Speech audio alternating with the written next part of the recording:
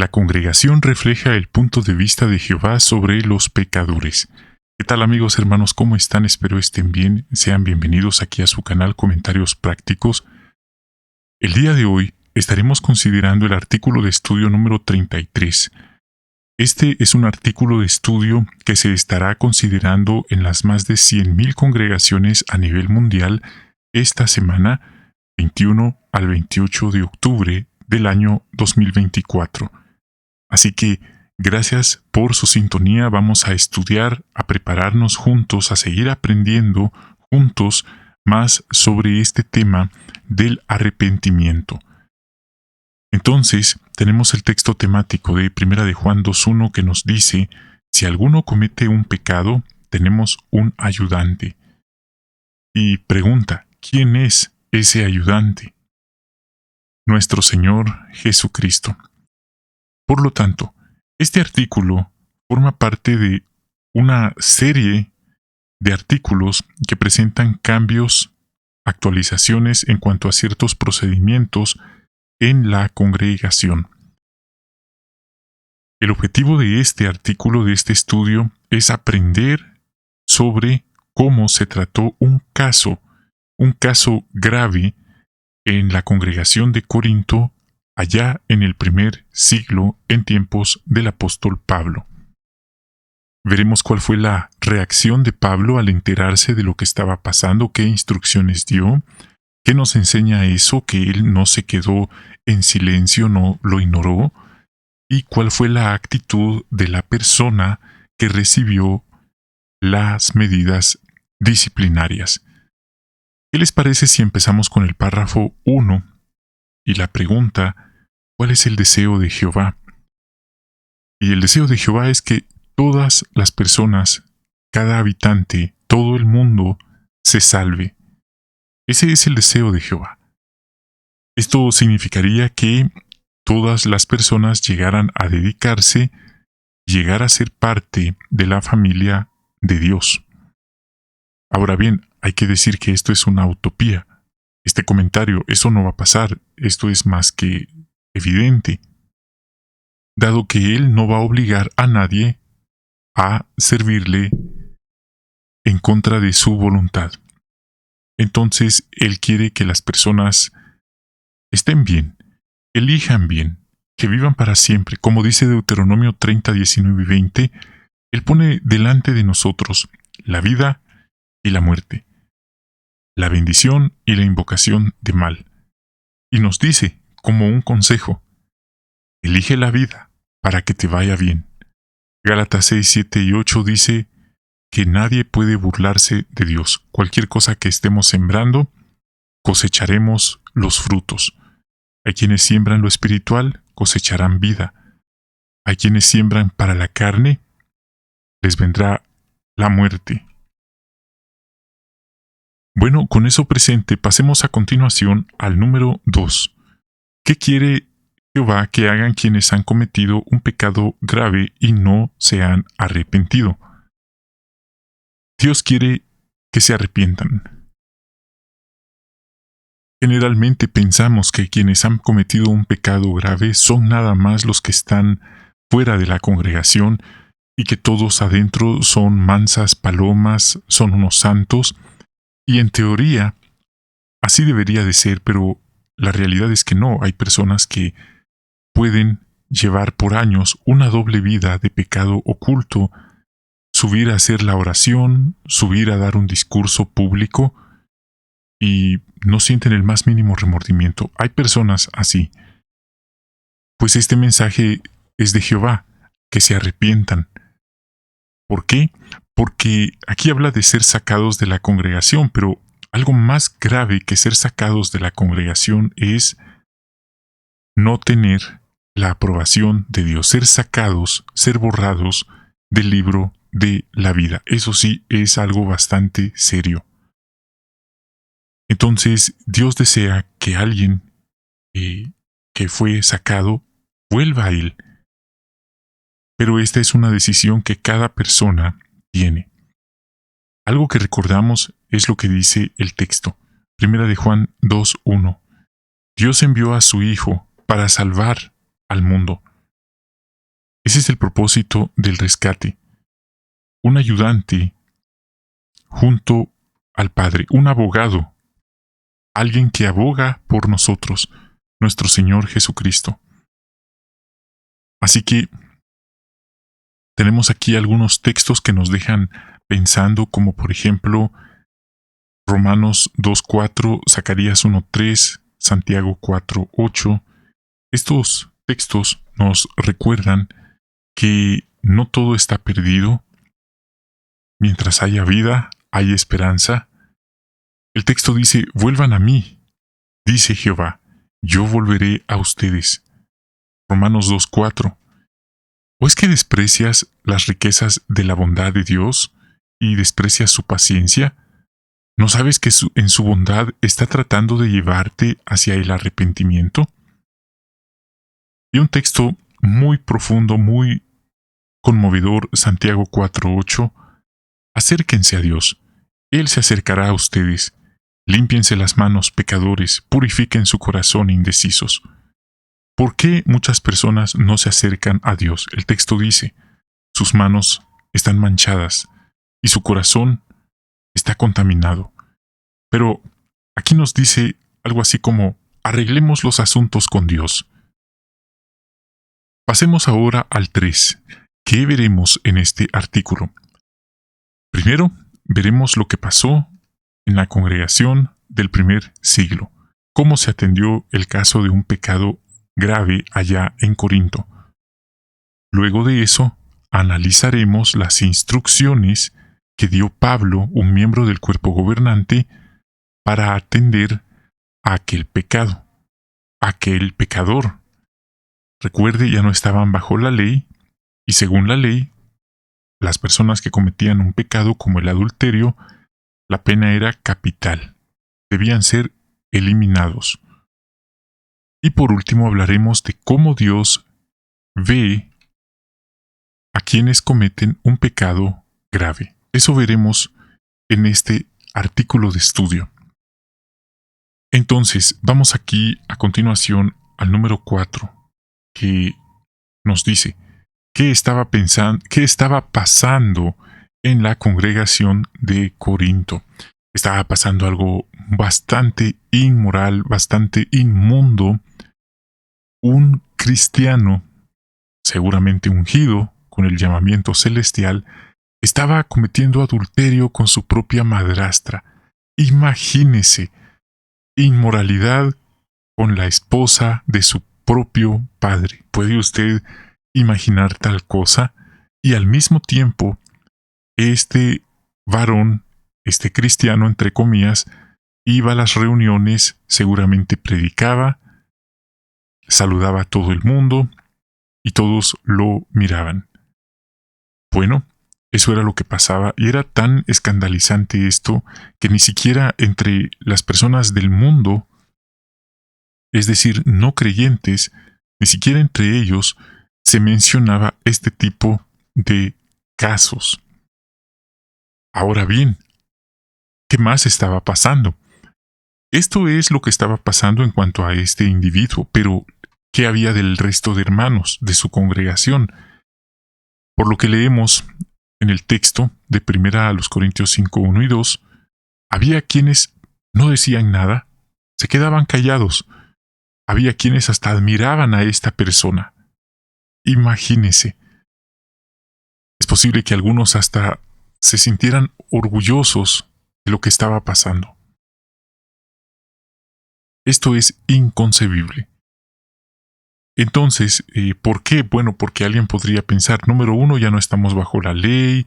Número 2, Jesús es amor, Jesús viene a salvar a todos, no a juzgarnos. La Biblia dice que no hay que juzgar a nadie, pero si uno piensa, si uno interpreta esas palabras de Mateo 7, donde dice Jesús, dejen de juzgar para no ser juzgados, si uno interpreta ahí que entonces uno puede hacer lo que quiera en la congregación y que nadie le va a decir nada, eso no es lo que Jesús quiso decir.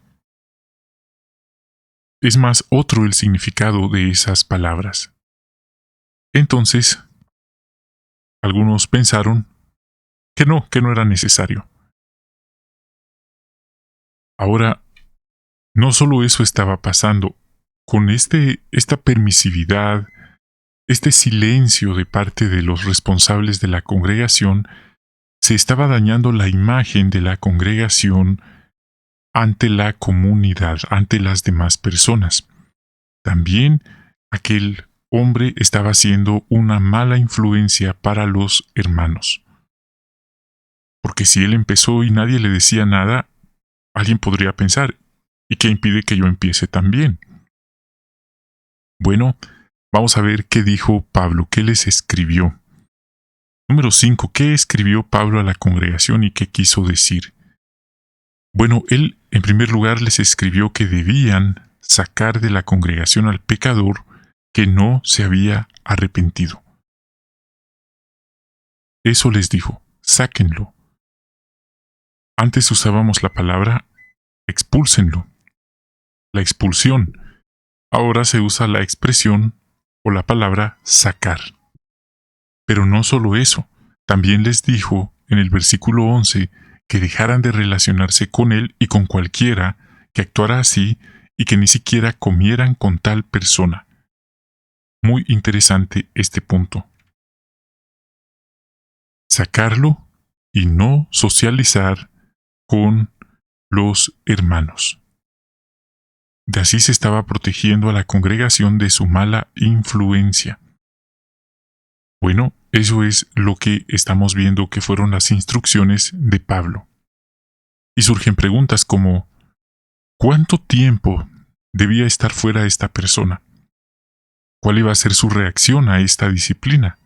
Bueno, es que estos puntos iban a ser determinantes. Vamos a continuación al número 6. Nos dice, ¿qué efecto tuvo la carta de Pablo en la congregación y en el pecador? Bueno, Pablo seguro se preguntó cuál iba a ser la reacción de los hermanos y la respuesta es que ellos reaccionaron bien, fueron obedientes, siguieron las instrucciones de Pablo. Entonces, por ese lado, está bien.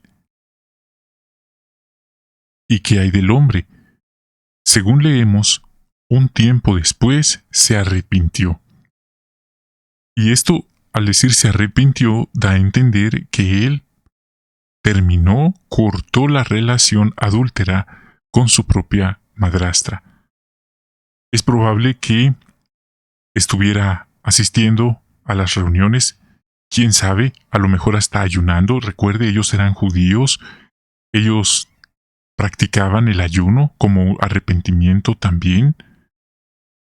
Y seguro él conversaba con los hermanos de la congregación como los ancianos, seguramente que ellos preguntaban cómo estaba el caso de él, cómo estaba su actitud. Quizás lo miraban afuera del lugar de reunión. Percibieron un cambio de actitud, porque este es un punto importante. Cuando una persona recibe disciplina, puede ser que la persona reaccione mal, puede hacer que la persona se moleste tanto por su orgullo herido que le molesta que lo estén disciplinando, puede hacer que la persona esté usando ahora la excusa de que al fin lo sacaron de la congregación para vivir una vida de libertinaje, dando rienda suelta a lo que se le pegue en gana hacer. O puede ser que la persona se arrepienta, se dé cuenta de lo mal que hizo y por lo tanto quiera volver a Jehová y a la congregación. Muy bien, pasemos a continuación a cómo debía tratar la congregación al pecador arrepentido.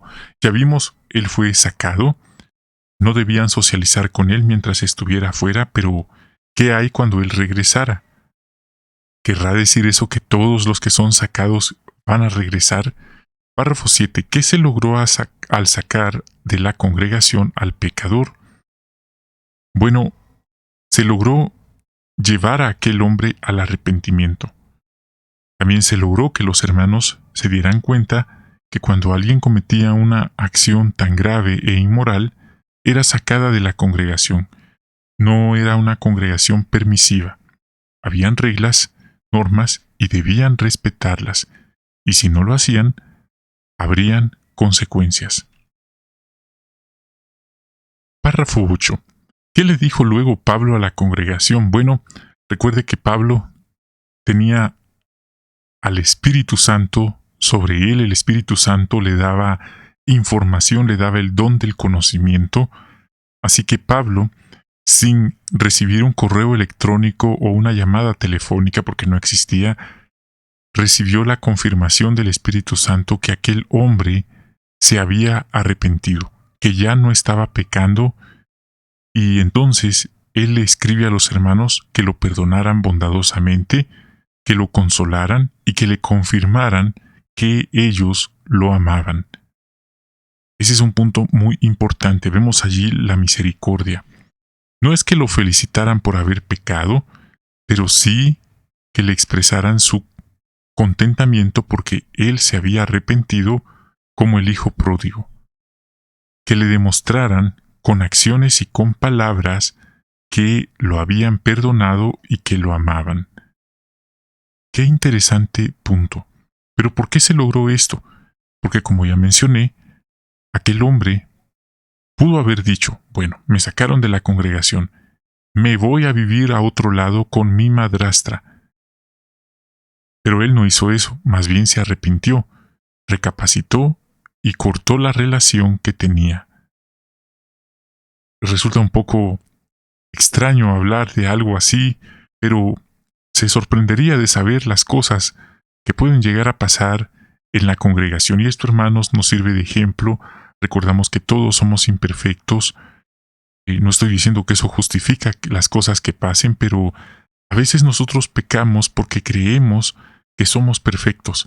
Creemos que nuestros hermanos son perfectos por un privilegio que tienen, por una responsabilidad especial, pero siguen siendo humanos imperfectos. Y aquí hay un ejemplo que así lo confirma. Y recuerde, tenían esperanza celestial. Estamos hablando de hermanos ungidos. Y mire la cosa tan grave que estaba pasando en medio de hermanos ungidos en el primer siglo. ¿Por qué es posible que a algunos les costara perdonar al pecador que se había arrepentido? Bueno, no estamos afirmando que así pasó, pero es posible, como pasa hoy en día, porque hay personas, terceras personas, que se ven salpicadas, se ven perjudicadas en menor o mayor grado por las malas acciones de la persona en cuestión. Ese es un punto importante. Y encima de eso les molestara su conciencia. Quizás hasta pensaran que era injusto darle a él como un premio por haber hecho lo que hizo. Pero nuevamente, hermanos, decimos, confirmamos, él no recibió este buen trato por el pecado que cometió, sino por haberse arrepentido. Ahí está el punto. Bueno, entonces ya vimos que esto afectó a algunos más que a otros. 10 y 11. Si los ancianos se hubieran negado a perdonar al pecador arrepentido, ¿qué podría haber pasado? Probablemente aquel individuo podría haber perdido la cordura, podría haber hasta incluso atentado contra su propia humanidad, existencia, podría haberse decepcionado tanto y pensar, estos no tienen la verdad, yo mejor me voy a una vida en el mundo, con los romanos. Por ejemplo, podría haber pensado él mismo que él era un caso perdido y terminar de hundirse en el mundo. Pero afortunadamente eso no pasó. Los ancianos, los pastores espirituales, lo recibieron con prontitud. Número 11. Bueno, también el 11 forma parte de este párrafo, de esta pregunta. Entonces, también los mismos ancianos que hubieran actuado de una manera tan malvada, tan villana, de no quererlo recibir nuevamente en la congregación, no habrían reflejado la personalidad de Dios, sino más bien la del gobernante de este mundo. Imagínese negarse a recibir a alguien que estaba arrepentido.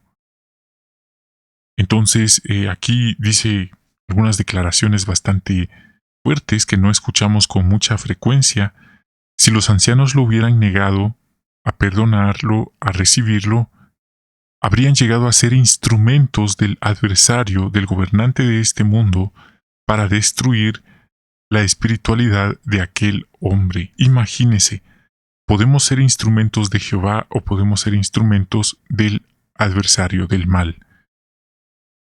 12. ¿Cómo podía la congregación imitar a Jehová? Recuerde, como el hijo pródigo, como el padre del hijo pródigo, recibiendo con bondad a quien regresa y está arrepentido. Porque hay personas que cometen pecados graves y no se arrepienten, y no sienten el más mínimo remordimiento ni por el daño que causaron a su propia familia, a su cónyuge, a sus amigos, la vergüenza que trajeron al nombre de Dios. No, hay personas que todo eso les resbala, les da lo mismo. Si pudieran volverlo a hacer, seguro lo vuelven a hacer. Pero ese no fue el caso de este hombre. Él estaba verdaderamente arrepentido. Entonces, Jehová no perdona a todo el mundo, pero Él perdona a quienes están verdaderamente arrepentidos. Qué interesante punto. Vamos aquí al 13. Y tenemos por qué era la decisión correcta readmitir a aquel hombre. En primer lugar, porque, recuerde, era Pablo el que les volvió a escribir en una de las cartas que lo recibieran. Él era un miembro del cuerpo gobernante, estamos hablando de Pablo. Por Espíritu Santo recibió la inspiración que aquel hombre estaba arrepentido. ¿Cómo Pablo iba a saberlo si él ni siquiera atendió el caso, si él ni siquiera estuvo presente? Y él solía decir, físicamente estoy ausente, pero espiritualmente estoy presente. ¿Cómo? El Espíritu Santo les permitía a él y a los demás apóstoles tener el don del conocimiento, saber detalles que el resto de las personas ordinarias desconocían. A Pablo nadie podría engañarlo, mentirle y hacerle algún daño permanente, porque él estaba en ese sentido cubierto bajo esta cobertura especial. Entonces, no recibir a aquel hombre era desobedecer a Dios, era desobedecer al Espíritu Santo que estaba inspirando a Pablo. Entonces, vemos que Pablo les dijo, recíbanlo. Él está arrepentido. Y sean obedientes en todo. Esto no era manipulación, esto era parte de las instrucciones que Pablo les debía de dar, así como les dijo un día que lo sacaran y ellos lo obedecieron, ahora él les estaba diciendo que lo recibieran nuevamente. Ahora, este es un detalle en el que, no sé ustedes, pero generalmente no pensábamos con mucha frecuencia. ¿Cuánto tiempo permaneció aquel hombre sacado fuera de la congregación? Y la respuesta es que fueron solo unos meses. No fue ni siquiera un año, solo unos meses. ¿Cómo llegamos a esa conclusión? Porque las dos cartas a los Corintios fueron escritas en el año 55, nos indica el recuadro, no 56 la segunda y 55 la primera, así que no había ningún motivo realmente de peso para tener a aquel hombre sacado de la congregación. Sin duda aquellos ancianos no debían inventarse reglas arbitrarias que lo único que harían era dañar a los implicados. 14 y 15. ¿Qué nos enseña la manera sobre cómo se trató este caso en la congregación de Corinto? Bueno, este relato, como dice Romanos 15:4, es para nuestra enseñanza. Y vaya si no. Este es un estudio, una edición de estudio bastante significativa que se estará considerando en las reuniones del superintendente con los ancianos, en escuelas con ancianos, porque es importante cambiar la mentalidad sobre cómo anteriormente se atendían este tipo de casos en la congregación y cómo ahora se empezarán a atender. Hay cambios, ya no se dice expulsado, ahora se dice sacado, y veremos que ahora el objetivo ya no es expulsar a la primera. Quizás alguien podría aprovechar la posición que tiene y expulsar a alguien que no era de su agrado. Ahora ya no va a ser así. Ahora la última opción sería expulsión. Así que, ¿por qué? Porque eso es lo que nos enseña. Debe predominar la misericordia, más que la rigidez o la frivolidad en la congregación. Y este ejemplo nos lo confirma. Entonces, Dios es un Dios misericordioso y Él espera que sus siervos lo seamos también. Él no es permisivo, pero si hay una base para arrepentimiento, Él es misericordioso y perdona. Entonces, no se trata de felicitar a quien cometió adulterio, a quien cometió un pecado grave, pero sí de compartir la alegría que la persona se arrepintió y está de vuelta. 15. Ya lo hemos visto. También nos enseña que Dios no quiere que nadie, Él no quiere que alguien sea destruido. Su deseo es que todos se salven. Ese es el punto que nos deja también este estudio. Ahora, otra cosa que nos enseña es que aquel hombre se arrepintió. Si nosotros recibimos una disciplina, podemos elegir entre arrepentirnos o hundirnos más en nuestro pecado o inmundicia.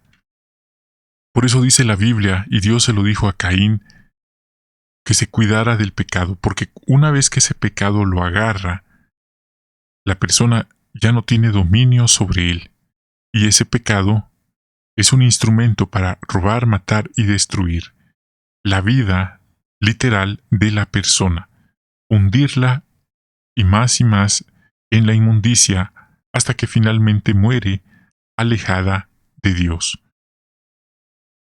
Ahora, no podemos ser dogmáticos, no deberíamos ser dogmáticos y decir que alguien que fue expulsado no va a resucitar, alguien que fue sacado no va a resucitar, aunque algunos hermanos así lo interpretaron y lo entendieron durante décadas. Pero ahora la organización, en otro estudio previo que tuvimos, nos dijo que no va a ser así. ¿Por qué? Porque el trabajo de juzgar quiénes sí y quiénes no nos toca a nosotros, más bien le toca a Jesucristo. 16. ¿Qué siente usted por Jehová al meditar en cómo se trató el caso de ese pecado grave? Bueno, esto es algo que nos llena de agradecimiento y también nos consuela muchísimo, que Dios ama a sus siervos y quiere lo mejor para ellos. Llegamos al último párrafo que analizaremos en los siguientes artículos. Bueno, ¿y qué hay de nuestro tiempo? ¿Cómo funcionan las cosas hoy? Bueno, vamos a ver cómo funcionaban antes, hasta este año 2024. Ahora veremos cómo los ancianos pueden imitar a Jehová y ayudar a la persona a arrepentirse. Hay nuevos cambios sobre cómo atender casos de pecados graves en la congregación. Así que ahora ya no se puede expulsar por cualquier ocurrencia, por cualquier cosita a la persona.